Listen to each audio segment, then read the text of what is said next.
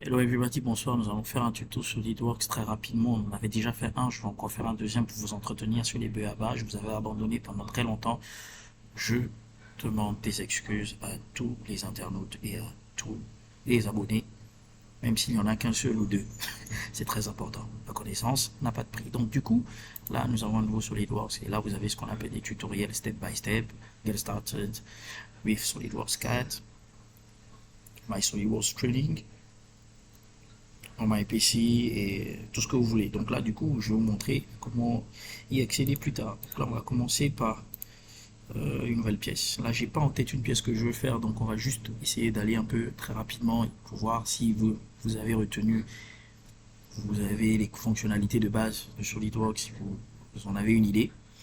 Donc là, on a chargé notre environnement, notre ruban et tout ça. Donc pour commencer un schéma, il faut un plan. Donc là, ce qu'on va faire, c'est qu'on va choisir un plan. Il me faut un plan de face, plan de gauche, plan de haut, plan de bas. Donc du coup, là, je vais choisir Sketch. Donc commencez toujours par Sketch, c'est ce que je vous conseille. On va choisir Front Plane. Front Plane. Voilà, Front Plane, là j'ai mon repère orthonormé.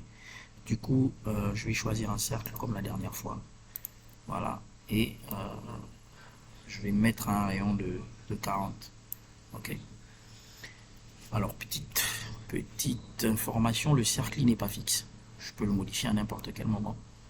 D'accord. Alors, pourquoi il n'est pas fixe? Parce que j'ai pas donné de dimension en réalité.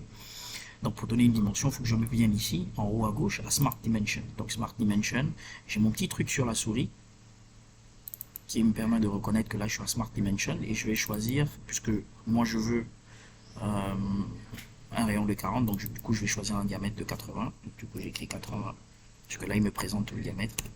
Hop, génial. Et là, qu'est-ce que je fais? Je peux modifier mon schéma, donc je vais faire avec échappe pour enlever Smart Dimension. Donc là, du coup, je peux modifier je peux déplacer mon schéma comme je veux, de haut, en bas, de gauche à droite, donc je peux faire ce que je veux.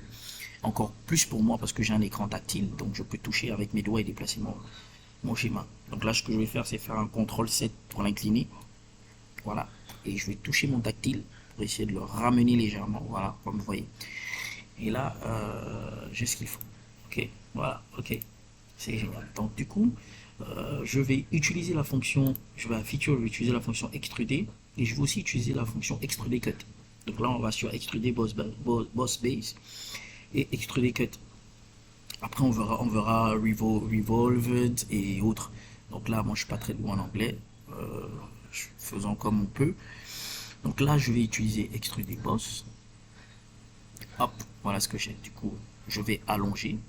Je peux l'allonger jusqu'à. Je peux aller en arrière, comme je peux aller en avant. D'accord, mais je vais choisir un 40 mm. Ok, voilà, j'aime bien 40. J'aime bien le nombre. Le- J'aime bien 40 comme chiffre. Donc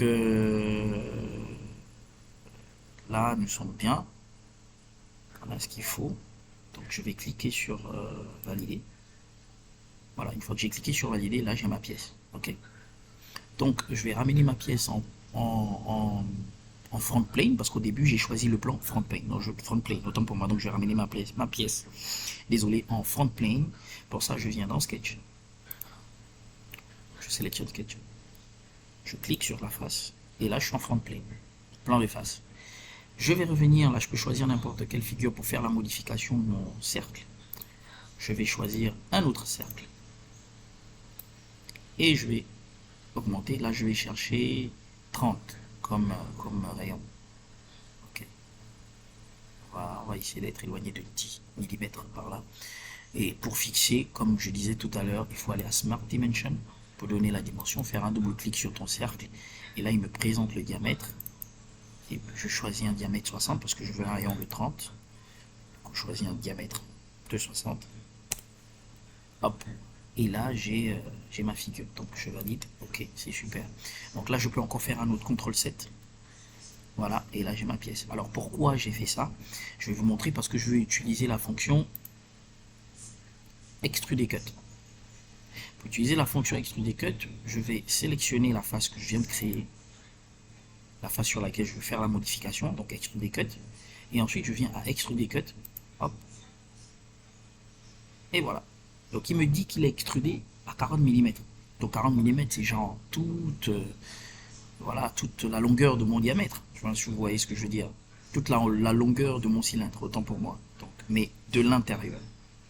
De l'intérieur. Moi, je vais choisir 20. Donc du coup, je vais réduire par ici. Je vais choisir 20. Ok. Je vais valider. Et hop, j'ai ma pièce. Regardez. Je vais la déplacer. Et vous voyez, j'ai une pièce. On peut dire un cendrier, ce que vous voulez, moi j'en sais rien. Ou un pot pour faire popo.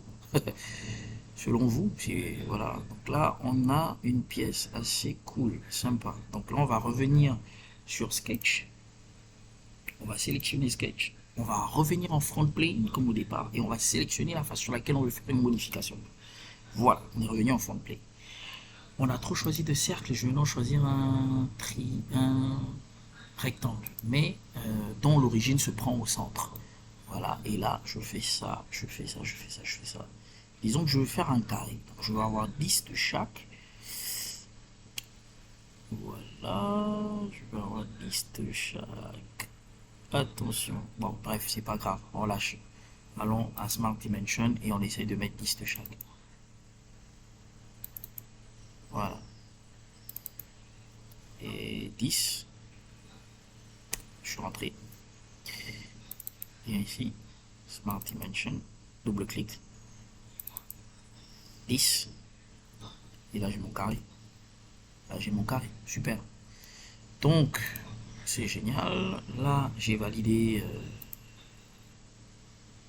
Là, j'ai validé mon truc. Je sors de Smart Dimension parce que j'étais à Smart Dimension. J'ai toujours le tic de Smart Dimension sur ma souris. Je clique échappe ou je vais cliquer sur Smart Dimension. Et là, je m'échappe. Voilà. Alors, je peux sélectionner comme ça. Et je vais valider ici. Génial. Je peux faire un autre CTRL-7 pour tourner. Et là, je peux repositionner mon schéma au KLM. Au KLM. Voilà. Donc là, on va chercher à faire,